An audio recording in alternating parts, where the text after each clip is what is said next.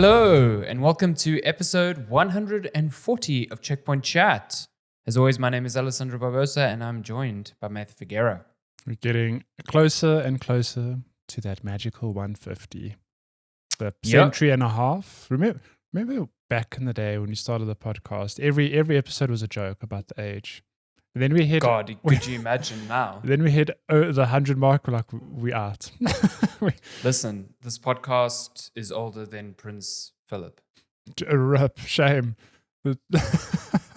Pour one out. My God, look, it's very sad, obviously, but my God, there are some memes coming out where I'm like, it's so cruel to laugh, but it's just like the Suez Canal crisis, you know? Real sad for whoever. For the world economy. Yeah, bad for the world economy. But the memes that came out of it. Yeah. The memes. But I feel bad that it's like, he was so close to 100, man. Like, yeah, right I mean, that's the only thing I feel bad about. I don't feel much pity for royal family. But yeah, I mean, he was so close to 100. To be so close, it's like, you know. Like, it's like the final stretch. It's when you get so close to that ace in CSGO. And then that final kill and is then stolen it's snatched someone else, like Cello. Cello comes in and steals that final swoops kill. In, steals the glory. It happens, man. And then he laughs about it because he knows what he did. Just how we laugh at the This memes. This is why you named your Palamute after you, because he's just there stealing your kills. As a Palamute, he's level like 20 something now. He's doing a good job. Let me tell you. Is he actually contributing to the fight? He's a good doggo, yeah. But when you play multiplayer, because you have to choose either your Palamute or your Palico in multiplayer, who do you choose? The Palamute for mobility, but the friends I've been playing with, they're rolling with their Palicos because they've got some real good support abilities. I'm like, That's always the conundrum.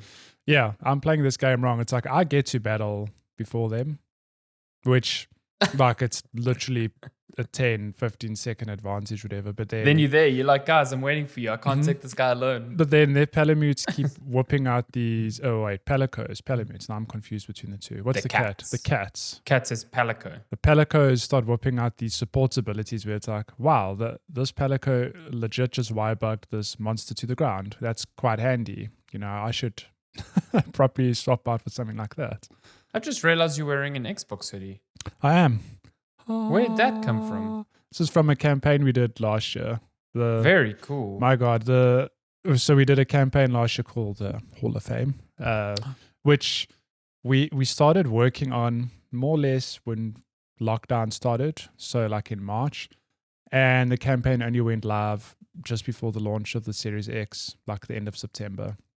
So it was many, many months of working on this damn campaign and grinding out the little details. And what we actually did is we printed out these hoodies. We made these and designed them, and then we sent them out to winners around the globe. And there was some left over. So I went to the office this week and I got one. Nice. So super chuffed. Worked all those hours and all you got was a hoodie. It was a free hoodie. And you know what? And a salary. And a salary. At least Malesh can't give me shit because it's still technically a game. Technically new.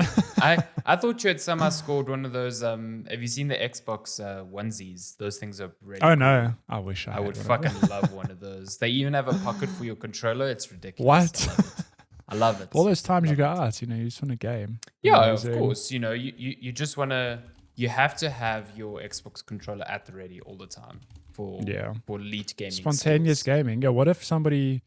You walking in public, okay, this is a post-COVID era. You're walking out in public, carefree, and some stranger throws down and says, yo, 1v1 me in Halo. He whips out a TV and an Xbox from his pants. You're like, I'm ready. And he thinks he's going to catch you off guard. Yeah, okay, but no. But you pull out your custom Xbox controller and he's like, shit. You're like, okay. You open up the pouch.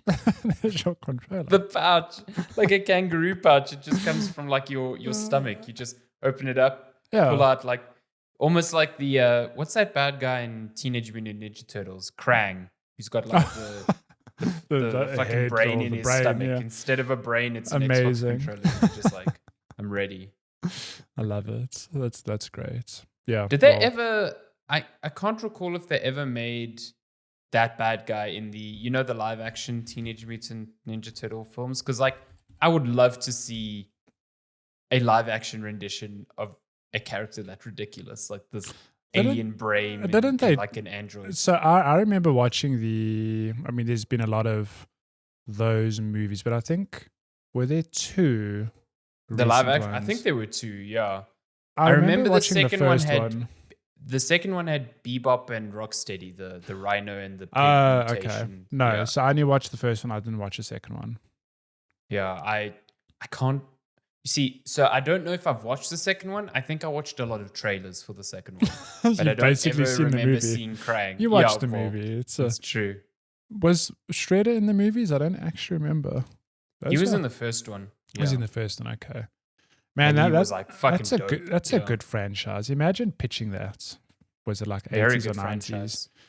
We have 4 turtles, but they're ninjas. And wait for it. Their sensei is a rat. Whoa! There's actually an episode of have you seen that Netflix show, The Toys That Made Us?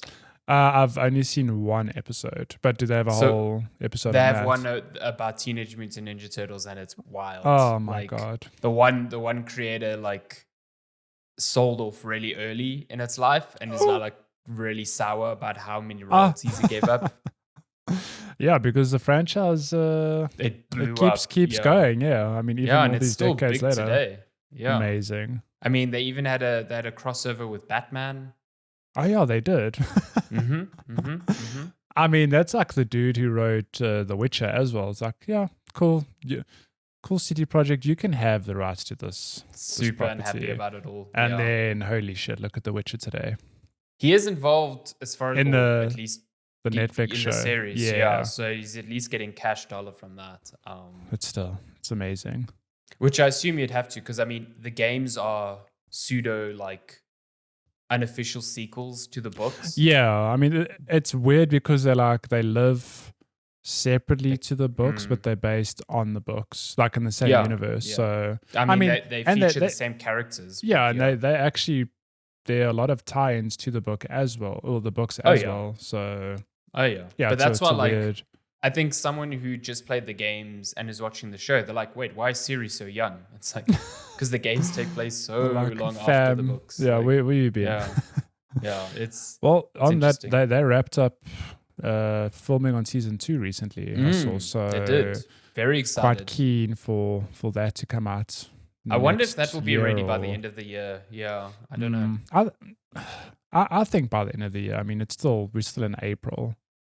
I'm sure they're aiming for that. Like, I think it would be, because by the end of the year will be, 2 years since the first season? I think the first season came out in like December 2019. So if it comes out December 2021, I think that would. And I know they were delayed by COVID. Like, yeah, for sure. Everyone knows that. So, but I think they would try aim for that. That's fucking crazy to think that it's nearly 2 years since that first season. Can I tell you, last year was like a blur. It just doesn't exist. Fuck, man. It's even this year. Just remember, we're in April. Next thing you know, it's May, and we're in the middle of winter.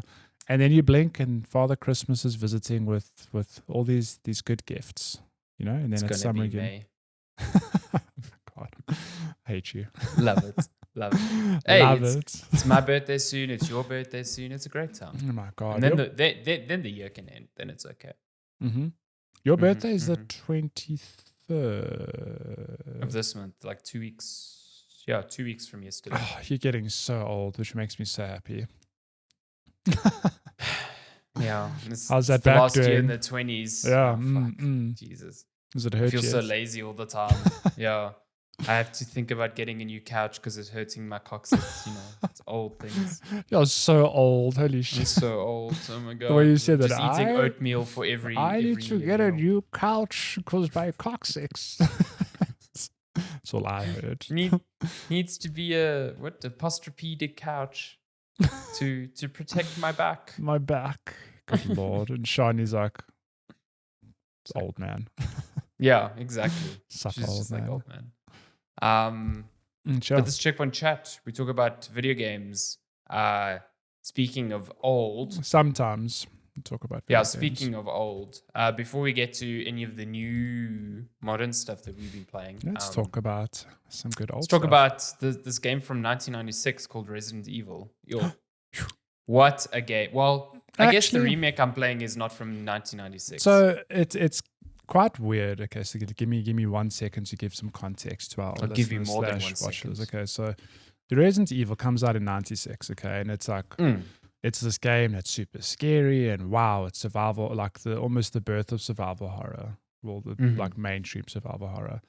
And then I think it was not even 6 years later, in 2002, it gets a full-on ground-up remake. Okay, so think about people like me who've played Final Fantasy VII in 97. You had to wait, like, what is it, a good 23 years? My God, is my maths right? No, wait, I lie. 97. It's like 20 years. It's 20 years, yeah. like, you have to wait a good 20 years or so. Wait, our maths is so wrong. Is it 20 When did you play it? Yeah, 97. Okay, whatever. Call it 20 years for a ground-up remake. I don't know the maths. The numbers aren't working today. Okay, but imagine back then you love Resident Evil. And not even 6 years later, you get this gorgeous remake. And so you'll talk about it shortly, but you're playing the HD remaster, right? Which, for all intents and purposes, just upscales the resolution to 1080. But just remember that game came out in 2002, and it still holds up. Like some of those environments they lit so well. Yeah. They like not necessarily lifelike, but they look real polished. And the character shiny models are good. Yeah, and yeah, it's. I've played both. So, I mean, I played the original back in the day, and I played the remake. I'd say like 5 years ago when the actual HD remaster came out, and it's like it's kind of like what remake 2 and 3 did in the last 2-3 years, where it's like the same game, but they've changed a bit. But I think Resident Evil 1 remake it's like resembles the original a whole lot more because it is still a fixed camera affair, but it still changes a lot. Like there's a lot in that game that you did not find in the original, and a whole lot of mechanics and just twists and changes. It's like a remix, like you said. Like 2 and 3, they take familiar elements, but they use them in different ways. Yeah. I know. Like I was chatting to you before recording about how I died to a boulder yesterday, and you're like, "Oh, that's in remake. That's not in the original." I don't recall that being in the original. And like we said before, this is before Chris was buff. And capable of punching boulders. He's a skinny dude. This is before he bought protein and hit the gym. Like he's a time before protein and gyms. Okay? Yeah, this is why Wesker beat him in the first game because he just wasn't ready. Resident Evil 1, it's good. You never played the original, right? Nah, I've never played it. I never owned a PlayStation 1, so I probably played it like in bits and pieces when visiting a friend. I remember being young and playing a Resident Evil, being the operative word, because back then I didn't even understand how to play these games. You would like shoot and die and be like, well, fuck, and not why actually can't I know move what and shoot? Playing. There's a zombie walking towards me, like, come on. Exactly. And then you'd freak out with zombies every now and then. And yeah, listen, the game's still scary. I think the game does a really good job of maintaining a good atmosphere. It's like eerie, and the lack of sound in places is really it's unsettling. They also really dialed it up with the fact that it's a fixed camera perspective. They like really lean into that with some of the angles they give you, where it's like it almost feels archaic, where it's like I can't see around the corner, but it's like no, they don't want you to see around the corner. Yeah, it's like you can hear something and you're like, I know. I don't know where it's coming from. Like, is it in the room ahead of me? Is it the one next to me? Is it behind me? Yeah. There is one camera angle that I consistently laugh at, because you walk through a door, and depending on which way you're coming through the door, the camera is just right in front of you. Yeah. So all you see is Jill's face, and she's like, and you're like, wait, is this a cutscene? You're like, oh no, it's gameplay. This is my actual face, right? It makes me laugh so much. It's great. But yeah, like you said, the fixed camera angles are there for a reason, and I think the remake, or maybe just the HD remaster, The one thing I appreciate is the updated controls. Mm. So it's still tank controls in a way, but I can control the full range of movement using the left analog stick. I don't have to turn, go forward, turn, go forward. Also, I can put on auto run, which is super helpful. And I can't actually imagine playing the game without that, because there are some puzzles that are so time specific. I'm like, how the fuck would you have done this with the old control scheme? Like, it's annoying as is with an updated control scheme. Like I did this room yesterday where the walls are closing in and I had to push a statue in place before the walls close in. And I just got it, and I had to retry it a few times. And I'm just like, how would you do this with the shitty control? Anyway, some would say it's the Dark Souls of. My goodness, it's really punishing. And then on top of that, like I thought, okay, well, because you don't have range of motion for aiming, you can only aim like forward, up, or down. That it would be kind of lenient with like the lock-on for aiming. No. Nah. Especially with that grenade launcher. If that thing is not dead fucking center in front of you, you just miss. And it's like, great, that's cool. Like when a hunter comes at you and he's jumping around and you're just like, how am I meant to hit this thing? Yeah. So, it's those old things, but I feel like none of it is preventing me from enjoying this game because, man, from a design perspective, it's so good. Like, this would have blown my mind in 1996. Well, it pleases me to hear that because, I mean, the game is old. Even if, like, the remake is 2002, that's, 19 years ago now. And the fact that you're playing it as a newcomer and you're enjoying it, I think speaks volumes for the fact that, like, despite the, it is tank controllers and static camera angles, whatever, but, like, the game, that's what it is, and it's really good at what it does. I mean, the Resident Evil formula hasn't changed. No. What blows my mind actually is that because I mean, like, what's the first Resident Evil you played? Like, probably 4 or 5? Yeah, 4 I played. 5 was the first one I think I, like, properly finished. But then think like modern times, you probably, like, 7 is probably the I suppose a more mainstream one that you played recently, whatever, where that follows that original formula of like, here's a rusty shotgun. You need to go take it to that wall, and the wall's got the wall's got a proper shotgun. You need to replace it with a rusty shotgun or something. I still don't know what to use my broken shotgun for. I've had it forever.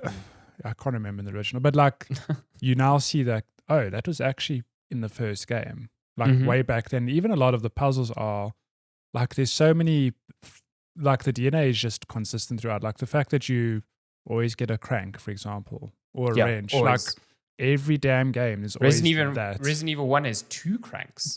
One and a square and a hexagon. Square one, right? hexagon. Yeah. And I mean that's in 2 and 3 as well. I think in Remake 2 and 3 they also had Remake 2 has 1 crank, I think. You see, I played Remake 2 before I played 7.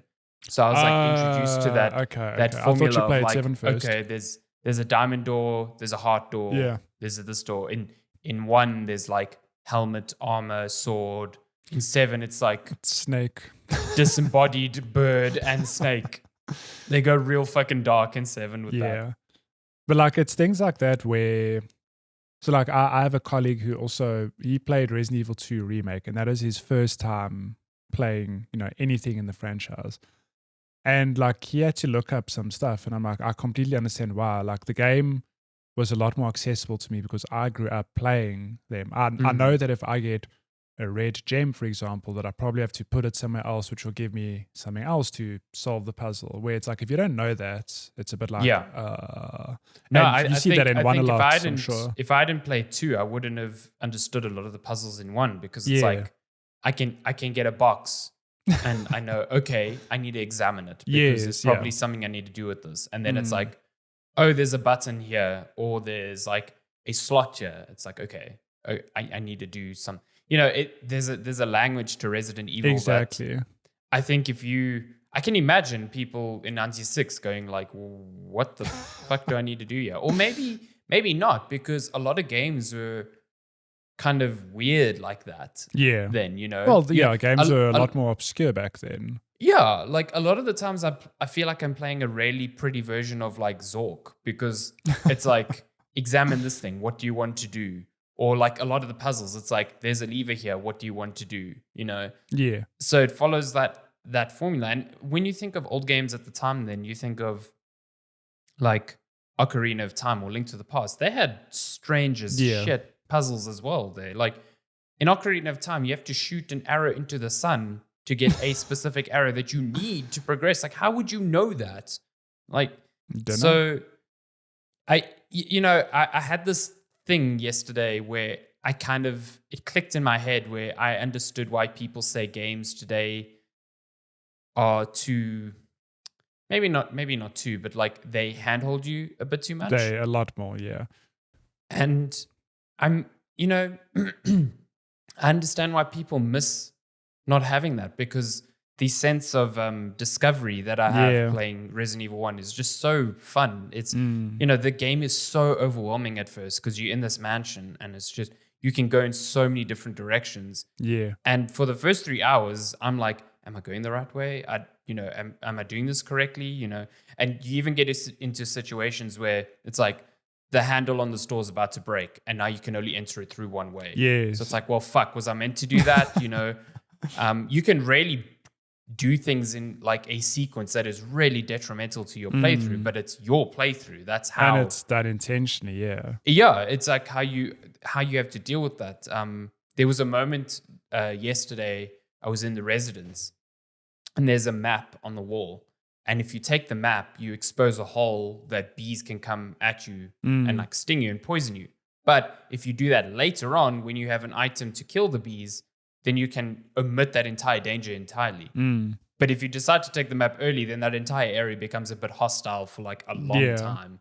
So it's like these little like micro decisions that the game lets you make that are, I think they're so cool. I think it's a really, really great experience. And like you said, Resident Evil 7, like if you played that, the DNA is identical. And Resident Evil 8 is going to have the same same stuff. You're in a...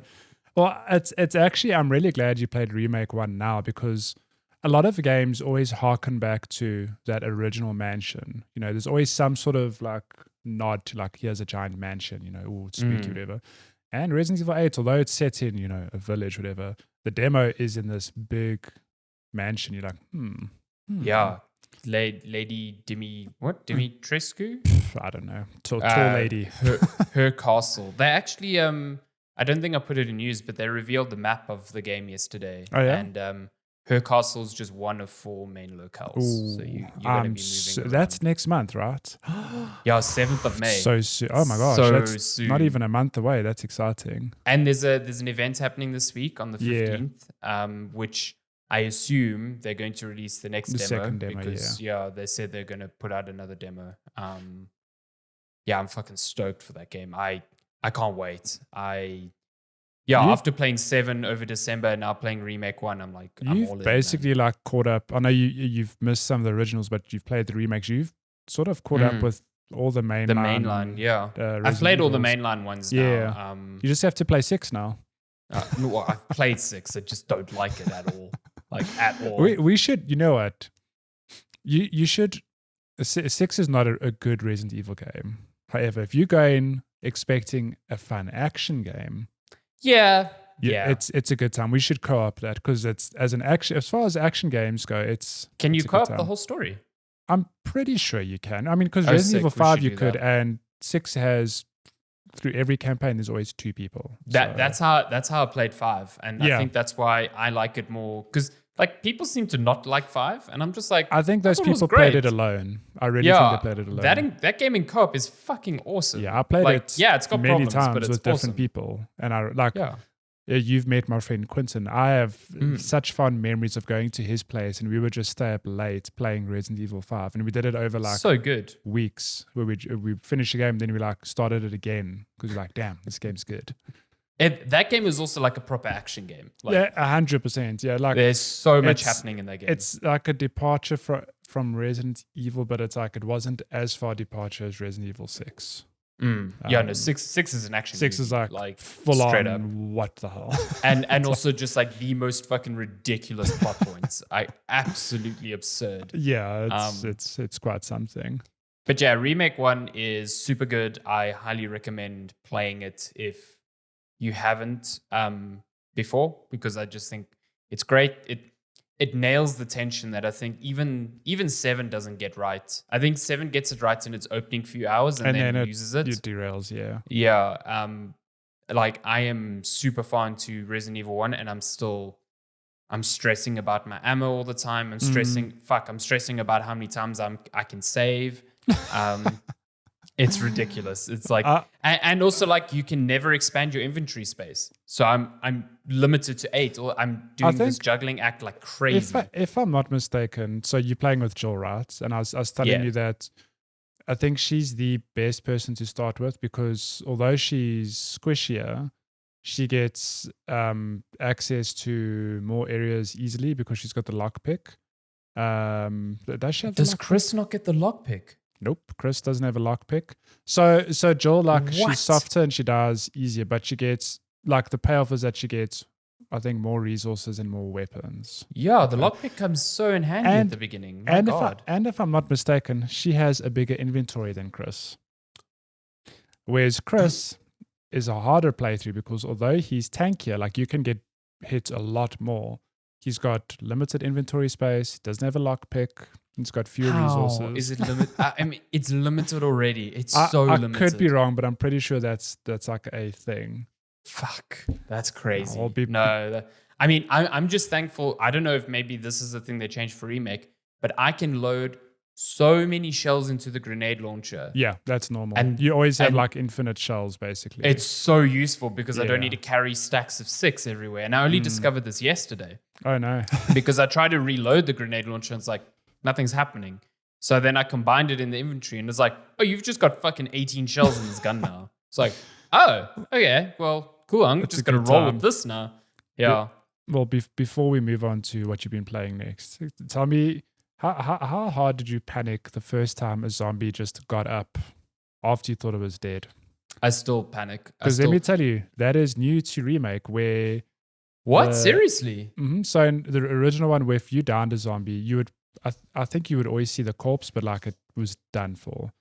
Whereas in Remake, you leave those corpses long enough, they come back to life. If you don't burn them. And they come back stronger than before, which is just like... That's the thing that fucking gets me is like you walk into a room where a normal zombie was and next thing it's one of those red ones that just charges you. Terrifying. Fuck, man. And they're so fast. Like if they hit you and you get them back with a defensive item, like by the time you aiming your gun, they're actually again. Yeah. That is 100% new to Remake. And I think... That adds a lot of tension into that game. Yeah, I think that is done intentionally to be like, oh, you're a veteran of this game. Surprise. Yeah, and then it's like, oh, you can burn the bodies, but there's limited kerosene everywhere. So you can't burn all and the that takes inventory space as well. And fucking hell. So, I mean, I shut myself yesterday because I opened the one door in the residency and the camera angle was aiming towards me as Jill and above me was a giant spider. So that was great. and then the spider just crawled down from the ceiling over Jill and then like stopped. And I was like, I don't want to play this game anymore. I just want to... Peaced out. Yeah, the little sound they make, like when they're on the wall and you can't see them, they're like, chick, chick, chick, and you're just like, no. Like, it's a fiesta. No. I just pulled out my Magnum and I fucking annihilated those things. Yeah, so if you haven't played Remake 1, would recommend. I mean, yesterday I killed spiders, zombie sharks, and got killed by a boulder. So if that still a zombie game? Like if that doesn't, and I killed a big sentient plant. Exactly. So if this doesn't sell you the game, then you don't know. Nothing will. It's not a zombie game. It's a Jill versus the world game. Mm-hmm. Or Chris, depending on who you take first. Also, your camera angle just shifted. That was weird. I don't know why it does that. Every now and then the software just like forgets. It's just like whoop. The settings just change. I don't know. I was playing around with that NVIDIA broadcast stuff. And there's a setting on there where you can get the the software to like face track you. So what it does is it like zooms in your camera so there's space to move. And if you move your face, it's just like, it's ridiculous. It's so ridiculous. I should do that. I love it. I love it because it's like ever so slightly delayed. So you can really fuck with it. Like you can move your head really quickly and the camera just is like, whoa, where are you? Whoa. It's so fun. Amazing. It's so nonsense, but I love it. Yeah, I love it. Okay. What else you been playing?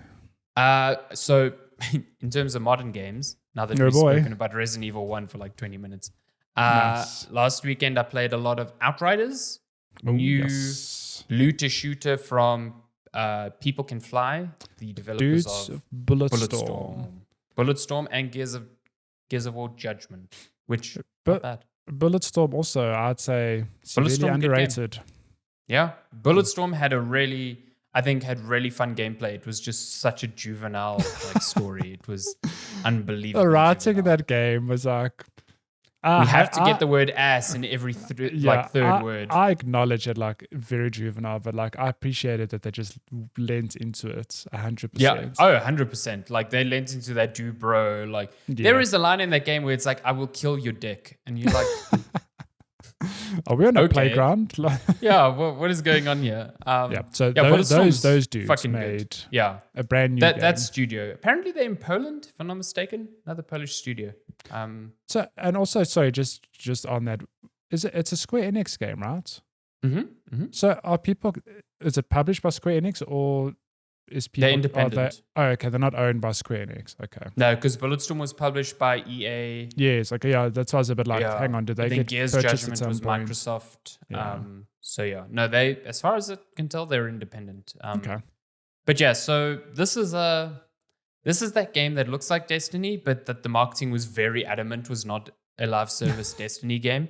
However, you still need to be online even if you're just playing single player, which led to a lot of frustration last week when I was trying to just fucking continue my story. And it's like, nah fam, you can't connect. Or I'm in the middle of a boss fight and the server drops and I get kicked out. That fucking sucks. Like, if you're going to market your game as not live service, you can't do that. I'm sorry. Like, when I'm playing Destiny, I get it because all of it is pinging a server, all my loot is on a server, all of the... Hell, Avengers doesn't need this. Yeah. Avengers is a live service game, but I can play the story offline. Like, what the fuck are you doing? So aside from that, it's a third-person shooter. Just get that out of the way. Yeah, I just needed to get that out of my system. It's a third-person shooter. And at the beginning, you're like, oh, this is like Gears of War because there's like, the waist height cover and you're doing the sticky cover thing and you're peeping out and shooting enemies. You're like, okay, cool. This is... And then you realize that I think it was Jeff Gertzman on the Bombcast that he said that the cover is not there for you, it's there for your enemies. And that was like, oh, I get it now. Okay. Because about an hour into the game, I was like, I am not using cover at all. I don't understand why this is a cover shooter. And yes, it's for the enemies. Because while it is a shooter, third-person shooter, you choose from 4 classes that give you like really ridiculous abilities.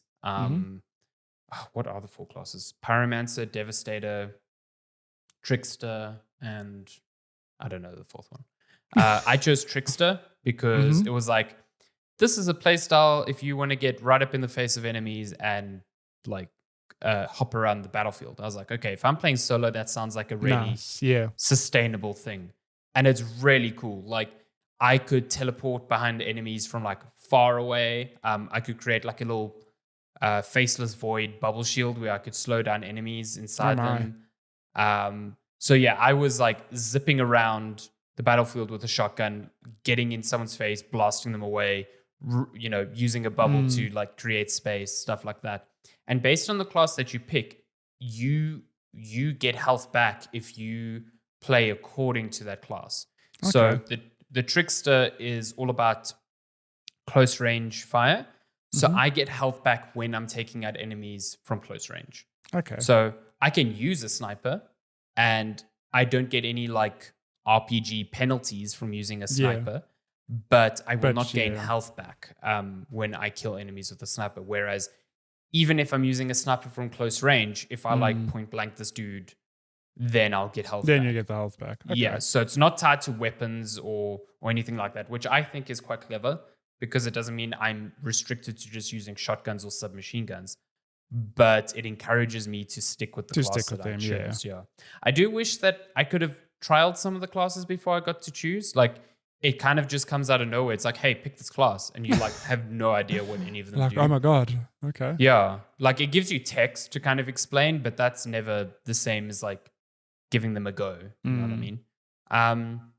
But yeah, I think it's got a good loop of, kill people, get better loot, upgrade your abilities, and you can have 3 abilities active at once.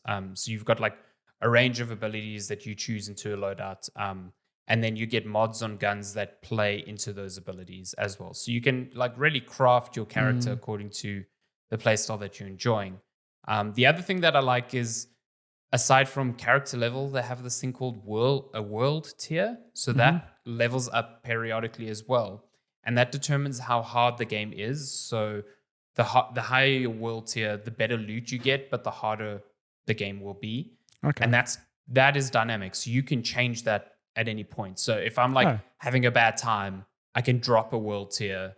Game will be easier. I'll get less loot, but it will allow me to progress, which I think is it's a cool thing. I think the scaling is a bit weird because it can really feel like I'm nowhere near prepared for an encounter and I can drop the world tier by 1 and then I'm destroying them. And in the same way, I can feel super unprepared for an encounter, get 1 weapon drop, and then I'm blasting through enemies. So it feels very on both extremes and nowhere in the middle. Yeah.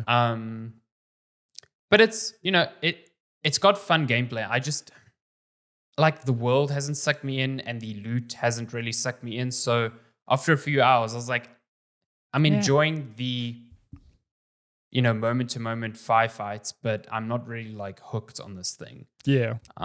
It's not, it's a game that obviously will require a lot of hours and wants you to be there for the long haul to, replay encounters to get better loot and stuff. And it just hasn't hooked me in that way. I don't think it's a bad game. I think it's a perfectly fine and at times really fun game. Yeah. It's just not one that I feel like I'm going to invest all your tons time of hours into. Yeah.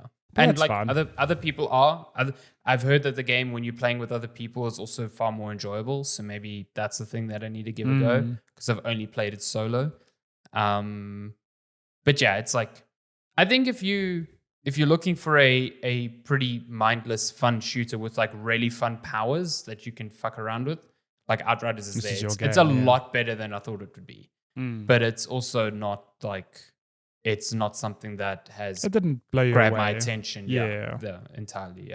Not in the same way that like Monster Hunter did or stuff like that. Like a lot of the time I'm playing Outriders, I'm like, I really want to just play Resident Evil or Monster Hunter right now. Like, I was never like, yeah, fuck yeah, Outriders. I want to get back home and play that. You know what I mean? So yeah, it's on Game Pass, which I think is probably the best way to like play it because it's like there. It's only on Xbox though, on Game Pass, not on PC. But I think as a Game Pass game, you'd be very happy with that. I think if you paid full price for that, I would be a lot more critical of it. So that's the beauty of Game Pass, and I think it was very smart of them to launch on there. Yeah, I mean that's like, it's interesting because that is 100% a third-party game that's just day one on Game Pass for no reason. It's just like, by the way, Outriders is on Game Pass. I wonder who went who went to who. Like, did Square Enix go to Microsoft and say this would probably work better on your service, or did Microsoft go, we need this on our service? Because I don't know. I think it being day one on Game Pass is a huge get for Game Pass, but I also think massive, Outriders fucking hugely benefited from that deal as well. Oh yeah, 100%. I think any game that gets the limelight on Game Pass, like I don't know, I don't know if Microsoft or any developers ever divulged how the finances work. Like, do Microsoft pay the studio for every download they get, or do they have like I've a heard deal it where is that. I mean, I think a lot of it is under NDA, but I've heard it's per download you get paid. Yeah, or like, is it a hey, we'll It's the give same you with like PS Plus. Yeah. we'll give you $5 million to have Outriders on Game Pass for I think 6 there is months. like you an know what I upfront mean? fee for Yeah. like imagine now like say GTA 6 comes out tomorrow. Shit. And they're like, yeah, it's day one on Game Pass. There is no fucking way that Yeah, Rockstar is paying Microsoft to do that. to do That's that, 100% the yeah. other way around. Yeah, that's so like a I huge think draw it depends. card. Yeah, Yeah, exactly. I suppose yeah, you're right. It depends on the context and the scenario of like who stands to benefit more. Yeah, exactly. And I think that then determines like, is Microsoft paying the fee or is it like a sort of split gain thing? You know, you scratch my back, I scratch yours type of thing. So in the case of Outriders, it seems like a bit of both. I think Microsoft benefited and Square Enix benefited. So yeah, 100%. maybe Microsoft definitely paid for that, but maybe not as much as they would have paid for another game. 100%. I think that makes So, sense. But yeah, it's on Game Pass, but it is available on PC and PlayStation as well if you are interested in picking up the game. Sadly enough, it not on Switch. It's got a proper PS5 version, but it doesn't do anything fun with the controller, as far as I can tell. Like it's got the rumble and whatever, but none of the adaptive trigger stuff which, you know, maybe that's fine because fuck, if I was playing that game as I was with like restrictive triggers, that would have sucked. It would get annoying after a while. Would have been cool if it did something. I don't know. It stuck out to me. I was like, oh, this, and then I double checked. I was like, is this a PS5 game or is it PS4? And it's like, no, it's PS5. Okay. So yeah, I think it's going to be interesting to see in the next year or two how many people actually make use of the DualSense. Because like Astro's Playroom, like that's the first time anyone who has a PS5, you know, well, I suppose that's the showcase piece for the DualSense. And you play that, you go, wow, like this controller's got potential. But like, there hasn't been anything actually used it since then. Like, do we have to wait for? Like, I was even surprised that Demon's Souls, being a PS5 exclusive, didn't really lean into it. Yeah, it did like nothing with it. Like, it did some cool things with the sound on the controller. Yes, 100%. But like, do we have to wait for the new Horizon or Ratchet and Clank to really, you know, be like, oh, this is what this controller is capable of? I really hope Horizon isn't like. I mean, they've spoken about it in the marketing, like, oh, you're going to feel the bowstring. I'm like, I don't want that. My fingers are going to get 6 packs. Yeah, it's like, yeah, I don't know. You see, Astro's used it very delicately in certain areas. It's like sparingly with each puzzle room or but like each level, whatever. In Cold War, Call of Duty Cold War, it did the thing of like you like can half trigger press and then you click in the trigger to like fire your gun. And like for an hour, that's like, hell yeah, that feels cool. And then eventually you're just like, my fingers are sore. I'm tired. Or like, this is like really tiring and not as immersive anymore. You know, so in Spider-Man, it was also like really delicate. Like they would put a little bit of tension as you were swinging. Like I think that is actually, that's a good case study or good example of like, it never felt like cheap or overused. It is really like just in swinging, and it made the swinging feel good because like every time at the end of the swing, it feels just a little bit of tension. Yeah, just that slight little click. Like if you take it away, you're like, oh, that was actually there. Yeah. But you wouldn't point to it and be like, okay, I can feel this. It was really subtle and really well done. That's why I have hope for Ratchet and Clank, because I think Insomniac can do a lot of cool things with the different weapons there. Yeah. So yeah, I'm very excited for the game. Also, Returnal's out soon, so I'm sure that. Oh my god! I know they said that they're using the adaptive trigger for like alternative fire. So if you half press a trigger, you fire one way, and when you fully press it, then you do an alt fire on a weapon, which is kind of cool. That's interesting. Yeah, I'm keen for that game. That's more function over than just form. So that's cool. Yeah, I'm stoked for that game. Cannot wait for that game. What have you been playing? So I've just been playing, shocker, more Monster Hunter, and let me tell you. So like I was saying before before we started recording, this game just keeps giving me layers and layers. So I'm so glad you're into it. Like my god, it's interesting because we spoke about it last weekend, right? And that was, I played a lot of this game because we actually put together a beginner's guide, which if you haven't watched, it's on our YouTube channel. We put a lot of work into it. Would really appreciate some love on that video.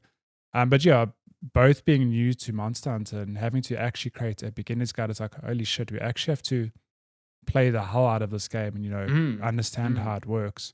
So I played a lot of Monster Hunter when we got it. And interesting enough, last weekend was a long weekend. Friday and Monday were public holidays, and I did not touch it. I just did not play it at all until Monday evening when I picked it up again. I was like, yeah, let me do a hunt. And then the bug just bit me again. I was like, oh my God, this game is... The wire bug just bit you. Yeah, it's just too damn addictive. And I was telling you that I've now reached a high tier hunts where you're basically hunting the same monsters on the same levels, but there's a whole different tier of loot. So like if you hunt a baggy, for example, on the normal difficulty, you just get like a baggy hide, for example.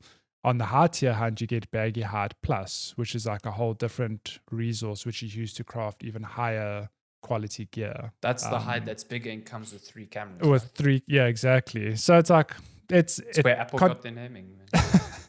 So contextually, it doesn't make any sense because you're hunting the same thing. But in terms of systems, it's like no, there's a whole different level of loot here.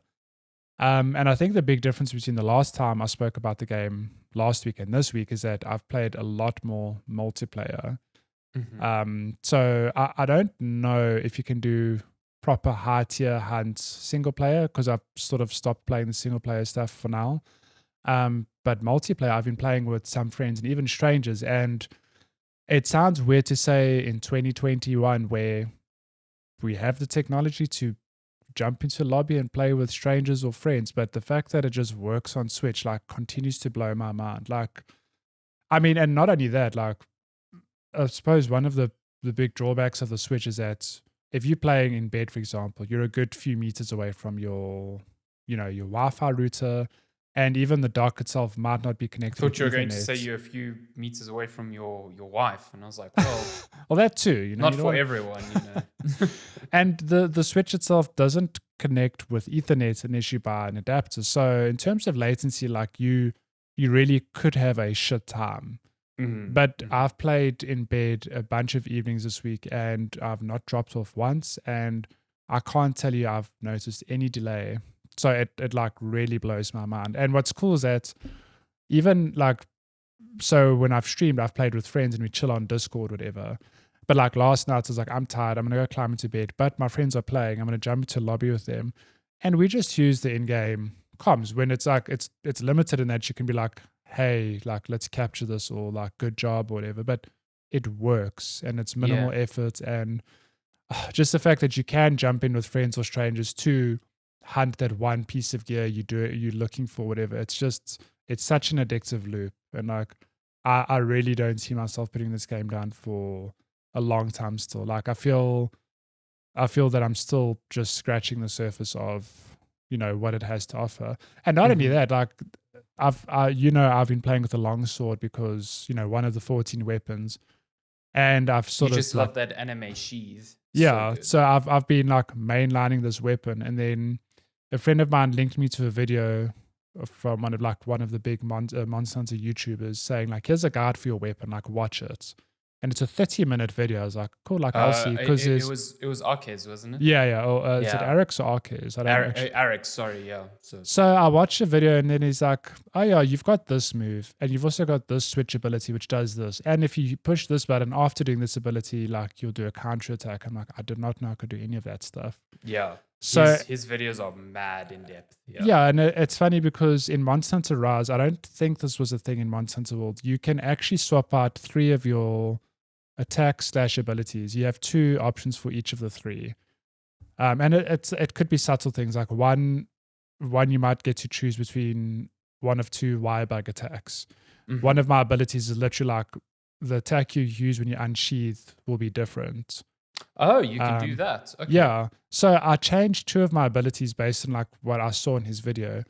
And it feels like I have to relearn this weapon almost because it's a completely different play style. Yeah. But like in a good way. So the way I was playing it was very much perfect for me because it was almost like, inverted commas, beginner orientated, because it's very easy to pick up and like just do damage. Whereas this way now it's like, no, you have to build up your meter and then spend it to do an attack that does more damage. So it's like relearning that weapon, and it's just been a lot of fun. Like I'm just. It's like you've got to relearn the flow of the weapon. I feel like 100% have a flow to them. I was like, oh, cool, I'm just going to change this, and then like I know how to play this weapon. Now it's like, no, this build I'm using now relies a lot more on landing counter attacks to build up your meter and like finishing combos. I'm like, oh, whereas the previous build was like pulling off the one wire bug attack would just fill your combo. And it's like, oh, it's completely different play styles. So that's why I think like weapons initially that seemed very shallow. Like I think the dual blades are a great starter weapon because there's very little thinking involved in pulling off combos with them. But I think it can turn into this like I think all of the weapons are viable. I think there's a depth that's that there's no weapon that's like, okay, well you need to transition to the more complicated ones for late game. I don't think it works like that. And not only that, like the way I'm playing this weapon now, it's like you don't have to use this build. You could play the safer route, but you're just going to do a little bit less damage, and that's fine. Like there's nothing wrong with that. And I think the fact that there are 14 weapons with 3 different switch types times 2 a piece, like there's so much in this game. Like it seems overwhelming, but I think if you just hone down on 1 or 2 weapons and you really get into the flow, like it's such a good time. Like I keep wanting to just run off and do a hunt because they're so quick. Like a hunt, they're real bite-sized. Like 10 to 40 minutes depending on your difficulty, I'd say, and your gear and whatever. Just I think that's why this game like became as big as it was on the PSP, because it was that like short burst, especially like when you could meet up with friends in like ad hoc mode and take down a monster, So I think the Switch comes back to that in a sense, because Monster Hunter World was more open world monster hunting. You know what I mean? It was, it was a console, so it didn't have to think about like portable play. I'm really enjoying it. I haven't touched it this week because of other stuff. Outriders and obviously Resident Evil, but I'm like itching to get back to it. Like when you said you were going to stream on Thursday, and then my power died. SCOM came in clutch with that. But I definitely want to get back into it. I watched your stream on Tuesday where you were playing with Arian and Keegan. And I haven't even done one of those rampage levels yet. So it's like when I first played, I was like, that looks so chaotic. Yeah, but when I first played, I was like, this is a weird like tower defense mini game. But when I played multiplayer, and you really have to be strategic of like, well, where are we setting up our turrets and what are we putting at the front and the back?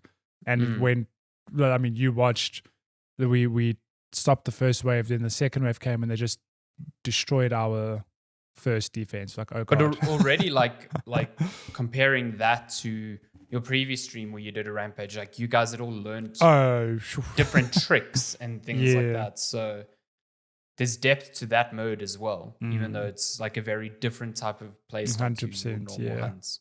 Yeah. Monster Hunter. We'll play more. I'm definitely gonna keep streaming that, I think, because it's just too much fun. It's a cool game to watch on stream as well, because it's like there's good music. Firstly, the music's really good, and then it's just like you just hear weapon sounds, ching, and music, and ching, ching. It's. I think it's easy watching. Like it is, yeah.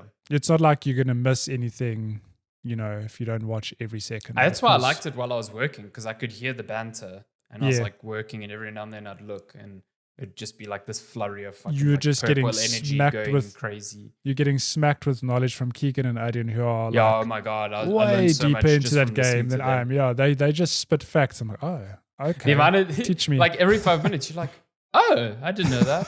Oh, cool. And they just even Adrian is like, shit, I didn't know that. Like, it's just it's crazy. Yeah, spitting facts. Monster Hunter. Would recommend. What a great time again. Wow, my mouse died. Oh wow, it did die. Awkward. I've got to give it some. Oh Some no, juice. it's not even plugged in. Oh no, Oh. it's fine. We can get to game releases here. Let's get to game releases. I just gotta. There we go. I'll plug this in. Amazing. You know, the great thing about wireless peripherals is that you can just plug them in when you need. That's great. So we are in. Oh my god, we are getting into good season again now. Yeah, we are. Let me just pull up the link on my end so I can see what's happening. So we are looking at game releases from today, April 10th. Can you fucking believe it? All the way up to April 16th. So let me just see that. My side to April 16th. Okay, so we've got like 5 games here. Demon Skin. Nice. That's the prequel to Demon Soul. No, I'm joking. I don't know what Demon Skin is. Let me check. Demon Skin. Oops, I wrote Demon Ski. That's a different thing. Oh my gosh, it's a different game. Demon Skin. Wow, that brings up some real fucking fan art. Let me tell you about that.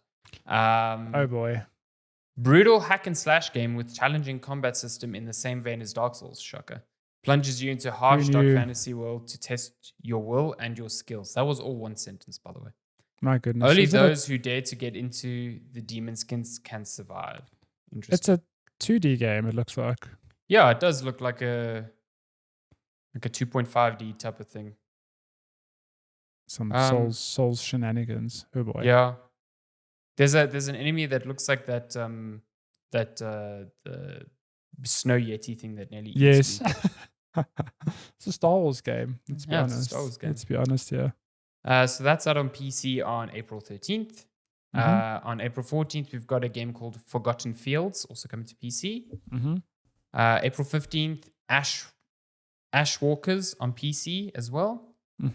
Then we got a game called God Strike coming to PC. And I need to see this God Strike. God Strike. So it sounds like something the like Quake Arena guy would shout when you've got like 20 kills in a row.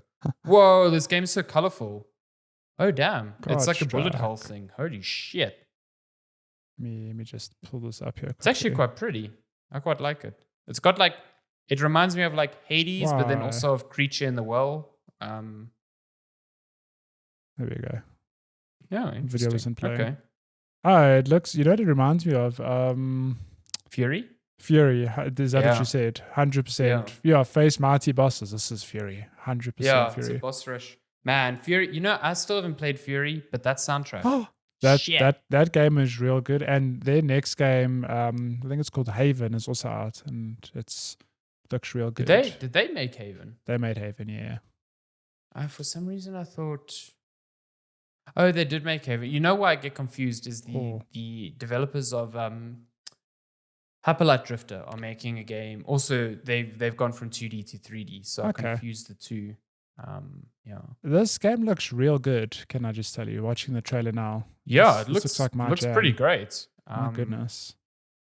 So that's out on PC and Switch on April 15th. That's cool. Nice. Shadow Man Remastered. This is an old ass game. I only know this because I wrote about this a while ago. And it looks back in my day. Weird. Yeah. So that's coming out if you have any fondness for Shadow Man. Nice. It's out on PC. And then the final game for the week, Saga Frontier Remastered for PC, PS4, Switch, iOS, and Android. No love for Xbox there. Wow. So much hate. That's game releases. That's game releases for the week. Should we get to gaming news? What would you like to start with? What news we starting with here? Well, let's start with the stuff that kind of like broke yesterday.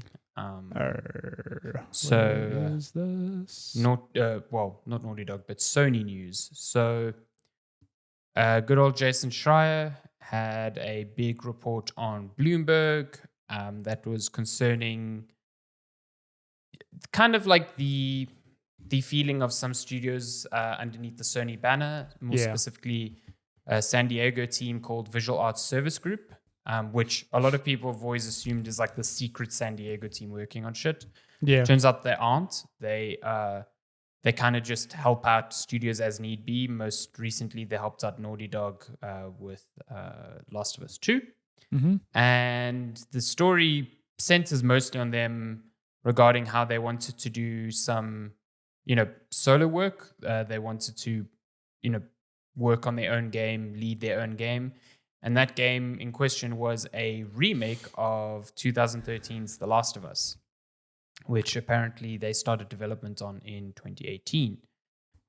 They then went on to help Naughty Dog with The Last of Us 2, and the leadership there felt like they weren't getting the support from Sony that they really needed. And after they finished work on The Last of Us 2, the Last of Us remake was handed back to Naughty Dog, and Visual Arts Service Group became a support studio again. And that really pissed off executives there, and a lot of people have promptly left the studio. And the report ties this sort of sentiment into things that have been happening at Sony Bend, which you might remember as making Days Gone. Mm-hmm. Apparently in 2019, they pitched Days Gone 2, and Sony turned them down and said that they were to work on a new Uncharted, which they did for a few. Well, part of the team is helping Naughty Dog work on the Last of Us multiplayer thing that they are doing. Mm-hmm. And the other half were working on an Uncharted. And then executives or leadership at Sony Bend were unhappy with working on a property that wasn't theirs. So they requested that Sony give back Uncharted to Naughty Dog. That apparently happened, although it's not clear if that Uncharted game is still being worked on. But now Sony Bend is working on another game of its own, which it's unclear what it is. But it's not Days Gone 2. So... so there's a lot to talk about in this story specifically. I want to come out and say that I thought Days Gone was a pretty mediocre game, pretty average game. But I'm still sad it's not getting a sequel, because I feel that they could have taken criticisms and made a better sequel. So I think the world was it didn't really hook me, but I think there were some good ideas there that I would have liked to have seen maybe fleshed out in a sequel. But I don't know, it's sad that they're not getting that opportunity. I think I'm in the same boat as you. I didn't like Days Gone. I think just like a lot of games, it could have benefited from a sequel, building on the good ideas that the game had and cutting out the nonsense that it did. But at the same time, I'm not going to cry over Days Gone 2. I think the thing that blows me away is that Days Gone was a financial success. And the sentiment around it has kind of become stronger over time. So for a financially successful new IP to just be dropped by Sony like that is the most concerning thing to me. It's weird. Very strange. And I think, sorry, go for it.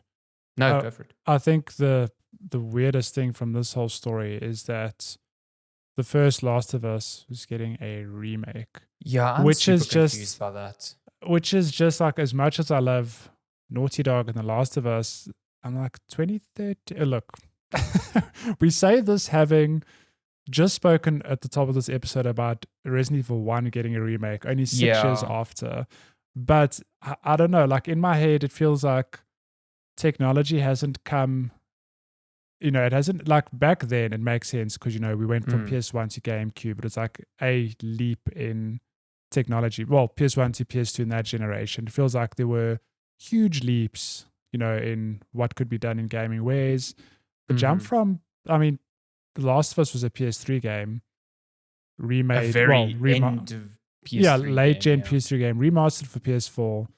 I'm I don't know how it stands to benefit from a remake so soon. But I don't know. Is this maybe they're banking on the fact that it's The Last of Us? It will sell regardless. It's a lot of money. I think from a financial standpoint, this is a sound thing. I think it will sell, and I think that it being in development while the series is in development is no mistake. Yeah, it's 100%. I was thinking the fact that the series will launch in a year or two, probably alongside this remake makes a lot of sense, because it's like there's a reason The Witcher 3 all of a sudden sold a shit ton more after the Netflix show aired, because people watched it having not played the game going, oh, I can. And why CD Projekt Red is maybe doing a next-gen upgrade for a game that came out in 2015. Exactly. Yeah. You know. So from a financial point of view, it makes sense, but I don't know, like I'm just desperate for Naughty Dog to make something different. Not because I don't like The Last of Us or Uncharted, like I think both are great franchises, but like I do worry that there's a reason Microsoft has this bad rap of like they don't make anything new, because like we do have, as good as Forza Horizon is, like maybe that's the wrong example, but like we are just getting Forza Motorsport and Forza Horizon, like we're just 5 getting next, more of that. We got Gears 5. It's like it's a great franchise, but it, you know, that studio hasn't really touched anything else. We're getting Halo 4 million, which if you're a Halo fan, Infinite, cool. But like Microsoft have those like 3 or 4 tentpole franchises, and it feels like they get a bad rap on exclusives because they haven't had the opportunity to make exclusive, like new IP. Sorry. And I don't know, like Naughty Dog are definitely the poster child of Sony, and I just worry that, you know, do we need an Uncharted 5? Yeah. Like I would play it, no doubt. But I'd just love to see them do something else. It's just confusing to me because along with this report, there is the insinuation that leadership at Sony is doubling down on its like blockbuster studios and the IP that they've created. So, you know, that's why The Last of Us is being remade. You know what I mean? And I assume that means that Insomniac will be tied into Ratchet and Clank and Spider-Man. And Guerrilla will be tied into Horizon Zero Dawn. And again, all of these properties, great games. Like Miles Morales came out, it was great. Last of Us 2 last year was fantastic. They aren't bad games, but it's sounding more and more like real shades of Microsoft in 2010. Exactly, where they had Gears of War and Halo and Forza, and they felt like they could do no wrong because all the sequels to those games were fucking incredible. Yeah. You know, you had Halo 3 and Gears 1 and 2 coming out, and then Forza Motorsport 2 completely redefining what sim racing was. Like, you know, if someone in 2010 said, well, Microsoft is kind of like not allowing creativity in its studios, you say, who cares? They have all these great franchises. But then you look back at that now today and you go, well, that was the start of the problem. You know, they put all of their eggs into one basket, and, you know, Sony shut down Sony Japan, and it seems like they really aren't keen on letting their other lesser-known studios work on individual projects. They just want them to support these big blockbusters, and that's disappointing to me. Yeah, and it's also weird because like Sony have these little gems that maybe they don't do well financially. Like I don't know, but if I think of games like Concrete Genie, which like I haven't played it, but for all intents and purposes, it reviewed well. People loved it, and that is a completely different IP, like never been done before. It doesn't need to sell 10 million copies because it didn't cost that much to make either. You know what I mean? Yeah, but imagine like a world where Returnal doesn't exist because that studio was just, you know, merged with Naughty Dog or Insomniac. It's like that. It just feels weird to take away these smaller experiments when, like, I don't know, they could lead to bigger and better things. Like, and a lot of Sony's success in last generation came from new IP. Like 100%. Yeah, you had Uncharted 4 and Last of Us 2, but you also had the people who made fucking Killzone do a robot dinosaur game with Horizon. Like, what the fuck? Like, and that's become a big franchise now. You know, you had Insomniac do Spider-Man. Yeah. Which, you know, Spider-Man is an established IP, but the game they made was wholly original. Yeah. I don't know. So like Sony not getting experimental or just doubling down on just sequels, maybe in the short term works, but I think Naughty Dog resources could be better spent on something that isn't a Last of Us remake. Put it that way. Yeah. Well, I think any studio could be doing something other than that. I don't think a Last of Us remake is bad. I just think there could be more interesting things being worked on. This to me just reeks of Sony just before the launch of the PS3, where they were like at the top of the game, like, yeah, our console's expensive, whatever, like it's complicated architecture. And although in the long run, I think the PS3 did just fine, it didn't start out great. Like those first few years were shoddy and like, filled with a lot of hurdles before the PS3 really hit its stride. And I just worry that the PS5, to me, like a very exciting new console. And it's like, well, are the first 3 years going to be bad? Well, not bad, but like, okay, before Sony's like, oh shit, we need to be experimenting with, smaller IPs or different franchises. Like, I don't know. I just don't like it when it feels like they're on their high horse saying like, we're Sony, we can do no wrong. It's like, I don't know, when Microsoft this generation are busy pushing Game Pass and like doing all the right things, it's like you just have to be careful. Like I really think Microsoft are ticking all the right boxes. And I don't know, like I've had a lot of friends of mine who are big Sony fans going, you know what, the Xbox is like kind of lucrative. It's like because it's a different thing. Like Microsoft isn't concerned about. I mean, they're still pushing their tentpole franchises, and there is no question in my mind. All of their studio acquisitions were to create new IP. But at the same time, they bought all these studios and got them working immediately on new games, new properties.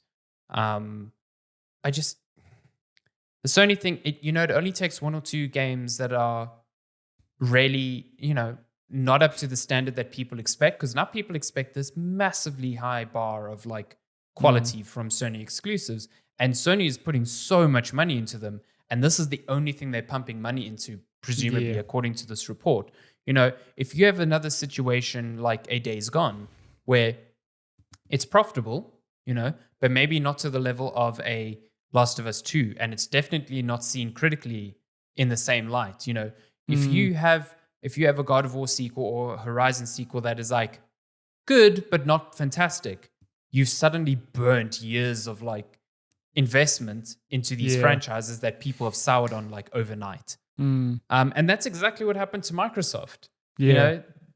Halo 3 came out, fucking phenomenal. Halo 4 and 5 completely derailed that franchise. And to the point where Infinite now has to hit. Like, it is such a big bet by Microsoft. I mean, on Infinite, think about the fact that they showed gameplay and people like, ooh. Yeah, exactly. Like, that's people not were so critical of their gameplay. And Microsoft like delayed it so they're hectically. Like, oh shit, we have to delay it by like a year now just to, make sure we hit. So like, I mean, the last thing I'll say on this thing is that some studios I think still get a free pass for now, because like God of War, great success. Like I'd love to see a sequel, but like if we're getting to God of War 4 and 5 and 6, I'm like, I love Kratos, I love the franchise, but like I do want to see these studios try different things. Like I think the reason God of War the reboot, sorry, that's what I'm looking for. I think the reason that hit so well is because like the original God of War was tired. Like we got a ton of them. We had 3 mainline games and some spin-offs and some mobile versions, and people just got sick of them. And it was clear, like people were like Kratos, this, that, whatever. The reboots hit so well because that studio took a break and like reinvented the wheel. Like I don't know, are Naughty Dog going to reinvent the wheel with The Last of Us when it feels like it came out just yesterday? Yeah, like I don't know. That's the thing. Like if they're working on a Last of Us remake, and now they're working on this Last of Us multiplayer as well, and we don't know, but this Uncharted project that Sony Ben decided to bounce off of, like, are they working on another Uncharted? Like, I know Naughty Dog said they don't want to do another Uncharted, but but if that's what makes the money, then Sony is the one that's in charge of them. So it's like I don't get it. On the Naughty Dog thing, it's like it would make more sense to me for them to remake the first Uncharted, because like that game came out a long time ago. Yeah, it feels like cool. Maybe it would be cool to relive, Nathan Drake's first story on modern hardware with like a retelling of that story. But like, I love The Last of Us, but it really feels like it didn't come out long ago enough. To me, it's just bizarre that we didn't get a new Naughty Dog IP last gen. We got one extremely late into the PS3 cycle with The Last of Us, but we didn't get one last gen. The first release from them this gen is likely to be a remake of The Last of Us. Like, yeah, I don't know. Come on, man. Like, I love The Last of Us. Like, that game is still up there as one of my favorites of all time. But likewise, yeah. you can't tell me you would take that over something new from Naughty Dog. Like, and maybe that's not their decision. That's a Sony decision, and that's what this news is so frustrating. Like, why it's so frustrating. It's just like you have these excellent teams who have made these phenomenal games, but you are stifling, their creativity by forcing them to work on these remakes and consistent sequels. Like, I get that new IP is risky, but Sony is in the position in terms of, fan trust and sales and all of that to take these risks. They are in a better position than Microsoft to take these risks. So, well, I'd love to see how Returnal scores, just to like as an indication. Returnal needs to hit because I worry about Housemarque. Because Housemarque really, they moved away from arcade shooters because they're like, these aren't working for us, and that didn't work for them. And Returnal seems like a fucking Hail Mary by them. If that game does not hit, I super worry for that studio. Yeah. So, yeah. We're going to work on the next Uncharted. Well, that's our Sony spiel. Should we fly through other news? Because it just spends a lot of time. We're very passionate about this. What can we say? Yeah, we're very, there were a lot of weird takes yesterday to me. They're like, but, Demon Souls came out in 2009, and probably by the time The Last of Us remake comes out, it'll be the same age between the original and the remake. It's like, but that's not the point. Like, you couldn't play original Demon Souls on PS4 or PS5. I can walk to my PS5 right now and play The Last of Us Remastered, which is a perfectly fine version of the game. They're very different scenarios there. Anyway. Yeah. Well, in other WTF news, E3 has confirmed its return. And E3 is digital. Much to my shock, a lot of the big players have signed up. Yeah, that's my biggest shock there. It's including including Capcom, Nintendo, Xbox, Take-Two, Ubisoft, Konami, Warner Brothers, and Koch Media. Koch Media. Nintendo and Xbox and Capcom and Take-Two, like all of these, you could do your bizarre. own show. You really could. I mean, to me, the big one that stands out is Xbox, because Xbox wasn't even at the last physical event. Like, I went in 2019, and Xbox wasn't in the LACC. They were in the Xbox Theater or Microsoft Theater across the road, and they had all of their games there. They had their showcase there. Yes, it was during the same week as E3, but they were literally not in the same building. So for them, I mean, at the end of the day, the ESA is a powerful lobbying group, because like they lobby for game makers in US law. So I guess there is a bit of give and take when it comes to supporting them. But I also could see the scenario where, especially companies like Xbox and Ubisoft, could be like, yeah, we'll show off shit, at E3 Digital, but our own streams are where the big announcements are going to take place. Yeah. You know what I mean? Fair. And Nintendo will just put out a fucking direct. It doesn't even matter that it's E3 or not. They'll call it an E3 E3 direct. It's like, we're going to just do a direct over E3, which, look, it's weird, because while I'm critical of this choice, as a gamer, it gets me excited, because I'm like, there's a week of big announcements, which that's cool. E3 is still fun. Like, but Sony are like, nah, fam. Sony's still like, nah, we're not doing that. I mean, they haven't been at E3 since 2017, I think. They weren't there 2018 or 2019. So, yeah, not shocked by that. But like you said, I'm glad that it's still happening. It's cool that it's still happening. And I think, I don't know, maybe they really do think they can host a physical event next year. I'm dubious of that. I don't know. I think this year really needs to hit for E3. Otherwise, I don't know. Maybe they just host a physical event next year, and because people have been so starved by conferences, I was also thinking that like it'll almost be the novelty of like, well, we missed it for 2 years. Yeah, like, that's also. I mean, that's entirely possible. So. Yeah, we'll see. I'm just glad that it's condensed in a week now, because last year was a shit show with events every second day. Jeff Keighley still has his own tricks up his sleeve, so don't worry. He's still doing Summer Game Fest, but I think even he said it's going to be far more condensed this year. Yeah. Because last year was a nightmare. It was just like every 2 weeks there's like a new stream. Oh my God. Yeah. So yeah, that's happening. What is it? 15th to 17th of June, something like that. Yes. Where's the date? Yeah. I think it's like also 12 to 15 June. I don't know. 11 to 15. Like second week of June, somewhere around there. Yeah. Okay. What do you want to talk about next? Pac-Man 99 came out this week. This is a surprise.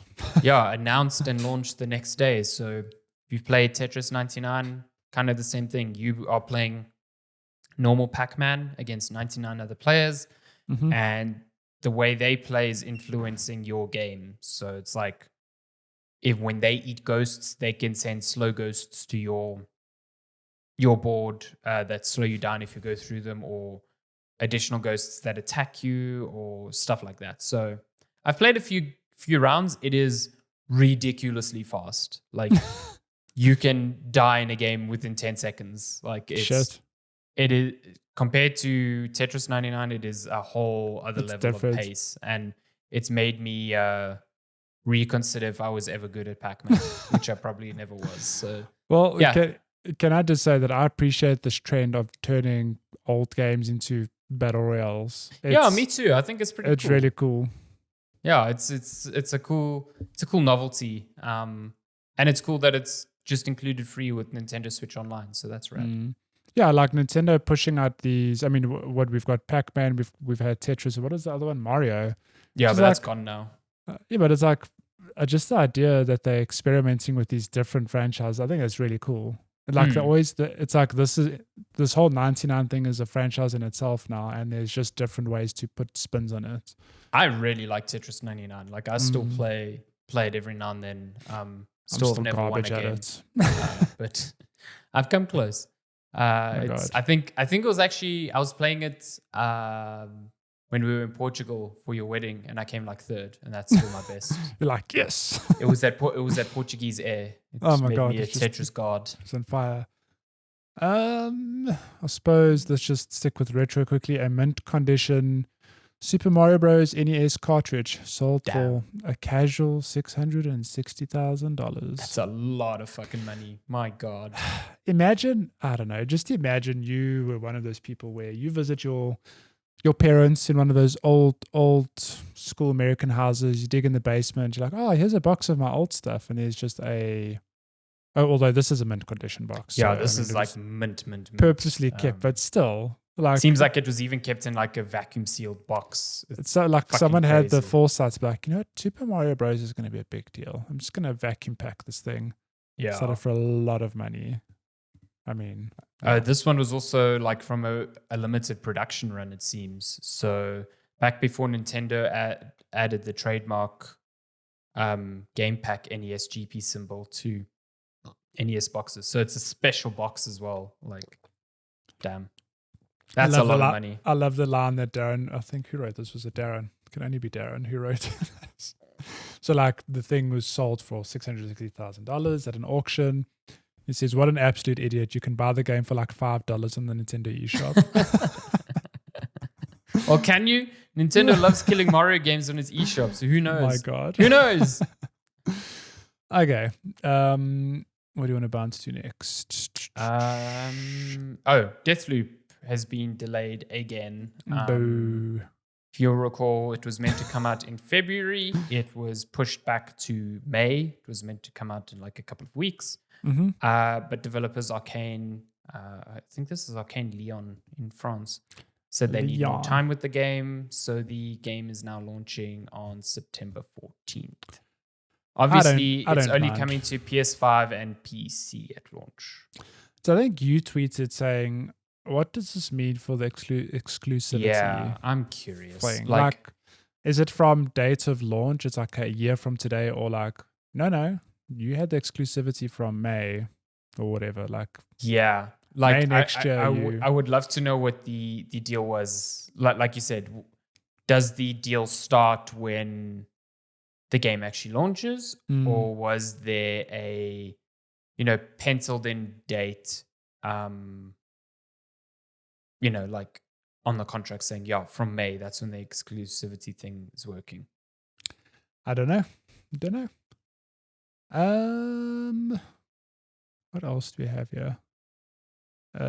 Grand Theft Auto 5 is coming back to Game Pass, which is... Yeah, that's weird. I can't recall a game that left Game Pass and then came back. So I don't know if this is the first one, but look, I could be wrong, but I think some smaller games do go in and out, maybe like over the years that Game Pass has been around. But I mean, Grand Theft Auto 5 is like a big... Not just any game. It's a game that's just continues to be... to print money for Rockstar, coming back to Game Pass. And it's interesting because I think people obviously play the single player game, but I think most people find enjoyment in the online component where you can spend actual money. Just give Rockstar more of your money. But like you mentioned earlier, like this is probably 100% Microsoft being like, hey, we'll pay you to have get it back on. Just get it back on. Just like another few months, And I do wonder, like, will this go off again, and then will we have Red Dead Redemption 2 make a reappearance? Because that also was on at a time for a little while, not too long. Yeah, it feels like Rockstar can only have one game on there at a time. They're just like, nah, you had Red Dead Redemption 2? Nah, now you got to take that off. You've got to put on GTA, something like that. So, I don't know. But that's cool. If you've never played it, I think it works really well on new consoles as well. So that's great. Yeah. I mean, it's a 2-generation old game. And it's been re-released for PS5 and Xbox. Which is just crazy. I think just quick fire news. The Resident Evil Reverse open beta was shut down after being live for just 7 hours. Oh. I think this know that. I think this game looks silly, but I still want to kind of give it a try. I mean, if we're getting Resident Evil Village, it comes bundled with. So I really fucking hate the visual style of it. Like, it really bugs me. It's like cel-shaded, cartoony. It looks I don't awful. know. I don't like it at all. Like, I think it looks gross. I mean, I'm looking at this Nemesis on the frontier, and it looks gross. No, I don't like it. He's super shiny and stuff. No. And you see that little, I don't know, that amphibian goober thing. I mean, just look at the screenshot there. You've got Jill Valentine aiming a gun at Leon Kennedy with Jack Baker behind, with who the fuck knows what he's holding, and then just this amphibian zombie thing on the side just chilling. Like, what's going on here? I mean, I'd play that. And then what else do we have here? Crysis Remastered has been double remastered for PS5 and Xbox Series X and S. Cool. Yeah, it got an additional patch with additional graphical options. Digital Foundry found that there's still like huge performance issues with this game, even with the new graphical options. So yeah, go check out Crysis still putting hardware through its paces, even all these many decades later. All these years ago. All these years. I suppose let's just end on this. Okay, so let's do one more. The headline of this: I'm shocked to report that Resident Evil Village's tall Lady Dimitrescu, I don't know how to pronounce that, has really big feet. Dimitrescu. Oh yeah, I remember reading this. Yeah. So yeah, she has feet that measure 44 centimeters. Okay, cool. And put her shoes in the collector's edition. Do it. Oh my god! You fucking cowards. And that's I think where we'll leave news this week. Just ponder that. Just think of a 44 centimeter think foot of those and how big it can feet. step on you. Remember being in school, one of those rulers was 30 centimeters, and I'd take 1.5. That's immediately what I go to when I think of centimeters. It's like, how many rulers is that? Oh my god! And that's it. That's news. That means we're going to bounce to questions. If you want to send us questions, you can email us checkpointchatpodcast@gmail.com. It's still that email address. It will never change. Probably. Never. Who knows?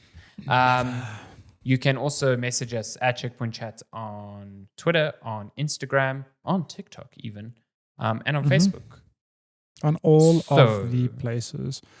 I think we have What do we got? one or two of Twitters. So actually, we got a couple of Twitters. Hang on. A couple of tweets, I might say. We have some from Megs who says, with the PSP Vita, PS3 storefronts closing down, would people be more cautious of digital game purchases from Sony? I don't think you have a choice, to be honest. Yeah. Think about, we were talking about Outriders earlier today. Doesn't matter if you got that thing physical, it connects to a fucking server. So, yeah. Does it matter that you have it digital or physical? Doesn't really. And sadly, that is the case with a lot of games. If you think of games like God of War or I don't know what's up with my camera here. If you think of games like God of War or Spider-Man, like you don't need online for that. So I suppose the physical, look, it did cross my mind. Well, not for PS5, but my immediate thought was like, I have a Vita. What games do I really want on the Vita? And I was like, nah. I've got it. I'm glad I have it, but nothing makes me think, oh my God, I need to backlog this game. It's been a week and a bit for Sony because like the whole shutting down PS3, PSP, and Vita stores is a fucking, like, it sucks. It really, really fucking sucks. So yeah, I don't know. I think, going physical, if you're really concerned about it, will definitely help in that regard. But I think eventually it won't make a difference because of the way games are moving to just require online components anyway. So, yeah. But I think, if you can, if it doesn't bug you buying physical, I think that's the safest bet now. Especially for, like you said, a lot of the single-player games that we are still getting, if this is Sony's approach to maintaining its game libraries in the future. Good Lord. Good Lord, indeed. Sorry, I was very confused because this isn't a question so much as an interaction on Twitter where Cathal replied to Mick saying, apply it to although we've seen it in Nintendo and PC titles too. As soon as licensing or hosting becomes an issue, titles get pulled. That's also true. Yeah. That's not so much a concern with especially exclusives because a lot of that is original. But how many times have we read articles about GTA going off Steam for a bit because like some license for some music on the radio lapsed and they need to remove it from the game before they can sell it again. So that's a whole other thing. If you have a physical version, they can't stop you from playing that game. Yeah. So it just never updates. So no. Meg's replied, the police yes, come indeed. and knock down your door. FBI. Yeah. Meg says the Bond games come to mind, specifically Bloodstone. Can't buy it on PC. Most probably will play it on 360. And then Cathal replied once more saying, off the top of my head, Deadpool and Saw are gone too. Some Lego games were also removed a while back. Alan Wake was pulled and relisted after music was removed as well. I remember the Deadpool one is a huge problem because I think Disney wanted at the time it wasn't Disney, it was Fox wanted the rights back for whatever reason. So Activision had to like literally remove that game from sale. I don't think you can buy it at all anymore. And then last question from Megs who asks, are there any things you do in public that you find hard to control that possibly annoy people? So he gave an example that his sister calls him Foghorn Leghorn because he sneezes very loud. And I can say that. That's funny. I also sneeze very loudly and you can't control it. So what you can do? You sneeze loudly. That's just the way you are. I will say it often stands out like if I remember being in like school in a quiet exam venue or like at a wedding or a speech, you're that person who's like everyone has a little 5-second laugh. I'm very loud when I sneeze, but I can't think of anything else that I do that. Did you ever as a kid like you held your sneezes and people like you're going to lose brain cells that way? No. But I can see that being holding true. a sneeze is like terrible. I hate it, but sometimes it's just needed, man. Sometimes you need to, and then it's more concerning to the people around you because you suddenly like violently lurch forward, but nothing happened, and they're like, "What the hell? Like, are you okay? Are you okay? Are you having a fit? What's going on?" Yeah, here? I think what's worse than a sneeze, because like a sneeze is just something, especially especially in a post-COVID world, have you ever been in the same setting where you have a cough that just doesn't go away? Like your throat is itchy and you're like, Yeah. and you're like, you try so hard to keep it in. Instead of doing the full cough and maybe clearing your throat, you keep doing the like halfway coughs and that never goes away.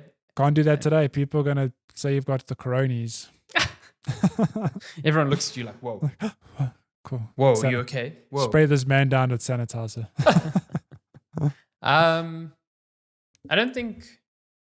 Oh, I do have this habit, which I don't know if I'll ever stop it, but when I drink like drinks, like water, H2O.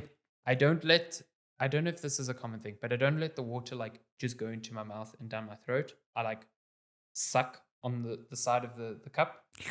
So sometimes if I'm not salting the cup correctly, there will be nothing there and I'll make like this like slurping noise.